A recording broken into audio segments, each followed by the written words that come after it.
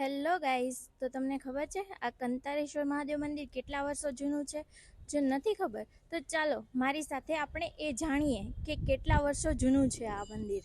તો ભારતની ધરતી ઉપર કેટલા એવા મંદિરો છે જે સદીઓ જૂના છે. એમાંથી આ એક મંદિર છે કાંતારેશ્વર મહાદેવ મંદિર, જે લગભગ 7,000 વર્ષો જૂનું છે. અને આ મંદિર ધાર્મિક અને ઐતિહાસિક રીતે પણ ખૂબ મહત્વ ધરાવે છે. અને આ મંદિર પ્રાચીન સંસ્કૃતિ, ભક્તિ અને પરંપરાઓને જીવિત રાખે છે. અને માન્યતા અનુસાર આ મંદિરની સ્થાપના મહાભારત કાળ વખતમાં માતા કુંતી દ્વારા સ્થાપિત કરવામાં આવી છે એવું કહેવાય છે. કહેવાય છે કે આ સુરતનું સૌથી પ્રાચીન મંદિર છે. અને અહીં આવેલું શિવલિંગ હજારો વર્ષોથી ભક્તોની આસ્થાનું પ્રતીક બનીને રહે છે. અને આ મંદિરની અનોખી પરંપરા એ છે કે અહીં પહેલી આરતી ગણેશજીની નહીં પણ સૂર્યદેવની થાય છે.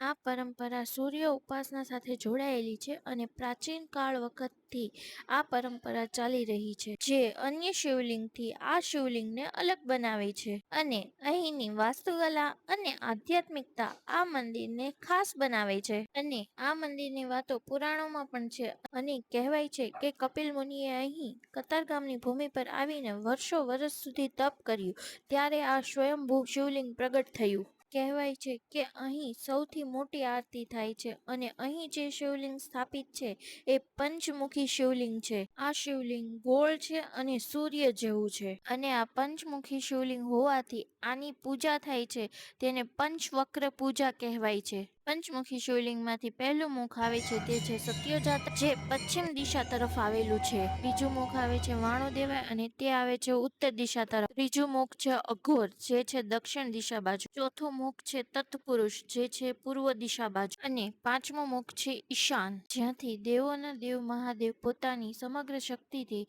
સમગ્ર વિશ્વનું પાલન પોષણ કરે છે. અને જો તમે પણ આ પંચવક્ર પૂજાના દર્શન કરવા માંગતા હોય તો દર સોમવારે રાત્રે 8:30 વાગે આ મહાઆરતીનો લાભ લઈ શકો છો. અને અહીં મહાશિવરાત્રી અને શ્રાવણ માસમાં તો હજારો ભક્તો આવે છે દર્શન કરવા માટે મહાદેવના. અને આ મંદિર સાથે લોકોની શ્રદ્ધા અને આસ્થા પણ જોડાયેલી છે. અને એવું માનવામાં આવે છે કે અહીં શિવ આરાધના કરવાથી વિશેષ આશીર્વાદ પ્રાપ્ત થાય છે. અને આ સ્થાન પર આવીને ભક્તોનું મન પણ શાંત થઈ જાય છે અને ગૌરવશાળી ઇતિહાસને પણ યાદ અપાવે છે આ મંદિર. અહીં મંદિરની આજુબાજુમાં નાની 12 જ્યોતિર્લિંગની સ્થાપના પણ કરવામાં આવી છે, જેના કારણે લોકોને અહીં જ 12 જ્યોતિર્લિંગના દર્શન પ્રાપ્ત. હેલો ગાઈઝ, તો કંતારેશ્વર મહાદેવ મંદિરની હિસ્ટ્રી જાણીને મજા આવી? તો નેક્સ્ટ લોકેશન કમેન્ટ કરો, હું ત્યાં જઈને વિઝિટ કરીશ અને તમને હિસ્ટ્રી કહીશ.